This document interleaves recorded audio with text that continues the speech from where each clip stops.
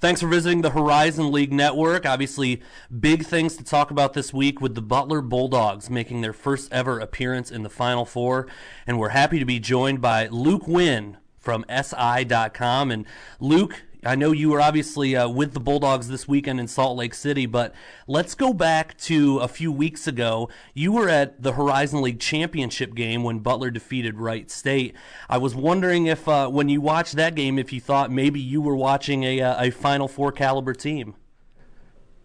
I'll admit that I made the mistake of underestimating them after that. I saw them. I really liked the way they defended. I thought that, it was definitely a much better team than I'd seen in New York when I watched them, lose to Georgetown much earlier in the year. But then, I also saw that Wright State at the time didn't really have much of an inside attack, and I saw the matchup against UTEP in the first round, and I made the mistake of underestimating them, thinking that, just because UTEP had a few big men that they would, kind of dominate it on the inside, and Butler might get bounced in the first round, which, obviously turned out to be very wrong. You maybe need to start, I think, watching Butler over the course of, maybe 2 or 3 games to really start appreciating their defense, just how good it is and just how much they can make up for any deficiencies in height or speed or whatever, what have you. I think that stuff that they did against Syracuse and Kansas State to me was brilliant. They allow so few uncontested shots, and that's really their secret. You mentioned watching this team at Madison Square Garden in Georgetown much earlier in the season. To then see them, just over the past few weeks, is it really, just the improvement on the defensive end of the floor which has gotten them to this point? Is that what you think the biggest difference is really right now? I think it is. If you just look at, the fact that they just held, a Kansas State team that can score 80 to, in the 50s, held Syracuse in the 50s. That's the difference to me. I don't think that Butler has really been spectacular on offense. It's nice that Gordon Hayward has kind of broken back out of its shooting slump over those past 2 games, but it really isn't a spectacular team on offense. I just think that, the defense is doing it for them. They score just about enough points to win each time. But I think it's that they have a lot of, I think, Hayward's kind of the the headlining guy, and Sheldon Mack gets a lot of pub. But really, it's these unsung guys like Norred and Beasley who just who guard like crazy. Just kind of chase down opposing guards for 40 minutes and make it really difficult for them. So that kind of stuff to me is why Butler is in the Final Four, and why I would be surprised if they didn't, beat Michigan State. I think that they're going to be in the title game. We'll talk about that matchup with Michigan State in just a moment. I wanted to ask, does it make it even that much more impressive, maybe, that they really haven't played a fantastic game offensively yet in this tournament? Yeah, that's the thing is that, who knows if you get if Gordon Hayward and Sheldon Mack are really hot from long range to get, at the same time in one game, and Matt Howard is, playing well. If you get a big performance out of all 3 of those guys in one game, then Butler's would be almost unbeatable. But really, you're just kind of getting these selective like nice shooting nights. Someone like Beasley steps up at the end of the Syracuse game and knocks down a crazy 3 that hits the rim twice and off the backboard and then finds a way to get a tip in. They're kind of just scraping by to get there now. If Mack and Hayward both go off, in the Final Four of the title game, they're capable of winning. So, obviously, people will draw comparisons this week to George Mason's run in 2006 and getting to the Final Four. In your opinion, is this a similar story, or are we really kind of comparing apples and oranges here? I don't think. Mason came out of nowhere. No one was talking about George Mason, even leading up to the tournament. The only reason people were talking about George Mason coming into that NCAA tournament was because they were mad that George Mason made it in the bracket.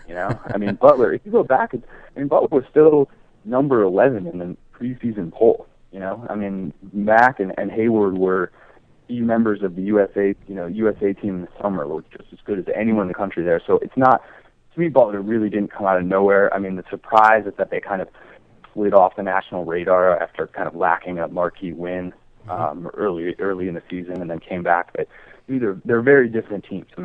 we talked about defense earlier. Butler is one of the country's elite defensive teams. George Mason wasn't that. They just kind of went on this amazing 2-week run, whereas Butler is doing the same thing that it's been doing, since January, February, March. They're playing that same kind of defense. It's not, obviously, we didn't predict the Final Four run, but I just don't think we should be acting like it's, so shocking. It's like George Mason level shocking.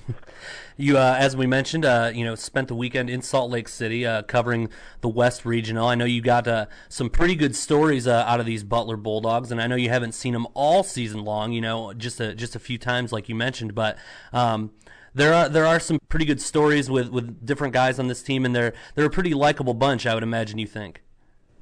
Oh, for sure. Every team, covering basketball, on the national beat, you run into a lot of different kind of teams, with a lot of different personalities, and Butler is really one of the ones where you just have a lot of, I feel like genuinely nice kids, in the locker room, and I've been impressed by a lot of them. I think, Matt Howard has been kind of, coming out of his shell in the last few weeks. I thought that he was, an interesting guy to talk to, this year more so than in years past. He's, loosened up. He's growing his tournament mustache, kind of letting loose. I think that, Ronald Nord is one of the best, one of the most impressive people I think I've interviewed all season. I don't know if I hadn't paid enough attention to him before the NCAA tournament, but, to have this sophomore point guard who has just kind of become the vocal leader of the team, who, carries himself amazingly well. You feel like he's got a future, if it's not basketball, it's, politics or something like that, because he's just so well put together. So, him to me was like the most impressive guy that I've met in the tournament. Let's talk a little bit about the matchup Saturday with Michigan State. You said earlier that you expect them to be in the title game. Now, I know a lot of Butler fans will, look at someone like Tom Izzo and say, wow, he's got a week to prepare for Butler. It might make him nervous, but you like the Bulldogs in this matchup. Yeah, it is. You do have to be nervous about Izzo game planning, and yeah, I think a lot more of maybe Izzo's legend is in that quick turnaround of playing a team 2 days later in the NCAA tournament. Whereas, I think you have to give. I'd be scared of giving Brad Stevens a week to prepare for someone. If you look at the way he prepared for Syracuse and Kansas State, they had a really, brilliant approach in each game, and almost out of every timeout, they had, really, they got good looks at the basket. They were, I think that Butler has been very well prepared, and so I wouldn't, underestimate what Stevens is going to come up with. And I think that Michigan State's just, they're a team that's really beaten down. I know they've rallied from the loss of Caleb Lucas, but Corey Lucius is not the same kind of player at point guard. They've got banged up guys like Chris Allen, Delvon Rowe, and if Darrell Summers goes cold from the perimeter, that's it's tough for them to score a lot of points, I think. So to me, Butler is the more balanced team and the better defensive team right now, and just a better overall team. So I think that's right that they're favored by Basket and Vegas, and I think that they're going to win by just a small margin and get there. Let's be hypothetical for a second. Say they do beat Michigan State, they get in that national title game, and maybe even perhaps win a national title here. If the Butler Bulldogs were to do something like that, how significant would that be to college basketball in general, that a team from outside a power conference and really sort of the prototypical mid-major conference, how significant would that be if they were able to pull off something like that? Oh, it would be, it'd be the greatest story of this decade for sure, and it would be one of the greatest stories that ever in college hoops, I think. Not only because, Butler's, in major status, but because, the Final Four is in Indianapolis, and because they're kind of one of the more historic, programs out there. And I think that, the impact, wouldn't just be for the Butler program. I think it would be just for recruiting. In a lot of ways, you'd see kids thinking, look, I can just as likely, make a Final Four, win a national title with from a smaller program, and you'll see. I think you might end up seeing more guys like Gordon Hayward and Howard going to these smaller programs, and being willing to do that rather than playing the Big Ten. I think you would really see a ripple effect like that. And who knows? You might, if Butler wins the national title, does then Because then, I think people are thinking it's a foregone conclusion that Brad Stevens would eventually, would leave Butler. Mm-hmm. I don't know if after this season, but, I think he might stay and leave after, 2 years. But if he wins the national title with Butler, if he can get a ton there, and if they can find the money, why not stay, Why does it have to be that every coach has to leave one of these mid-major teams and jump to a major conference? So you could have something like that happen too.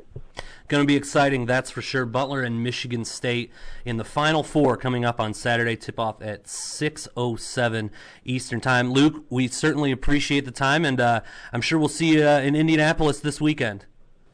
All right, I will see you there.